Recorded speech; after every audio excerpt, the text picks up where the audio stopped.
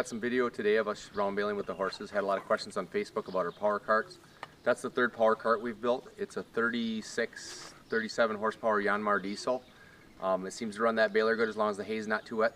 The hay you see us baling is for balage, so it's somewhere around 35 to 50% moisture, and then we wrap it in plastic wrap to preserve it as silage, so it's called balage. The power cart's a 36, 37 horsepower Yanmar diesel. It's reduced 6 to 1 to get around 500, 540, 550 PTO speed. Seems to do the job good.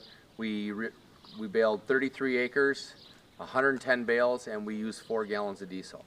So when the questions come up, why would you pull a diesel around with horses? If you're a horse farmer, why would you pull a diesel power cart? You couldn't even come close to that on fuel efficiency with the tractor. You'd be hauling another 10, 12, 14,000 pounds of iron around the field with so many more components. And that's why we choose to use power carts. We like to use our horses. This enables the horses to do so many more things with modern equipment. It enables us to cover 33 acres in 2 afternoons in between milkings. So it enables us to make a living farming, a full-time farm. We have no off-farm income. This is what we do. So we have to be able to cover a certain amount of acres in a certain amount of days of growing season here. So the power carts, they're a force multiplier for the horses. They just enable the horses to cover so much more land with a very minimal amount of fuel.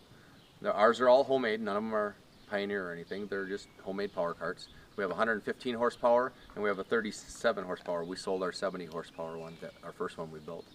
So we hope you enjoyed the video, and we'll try to keep making more. Thanks.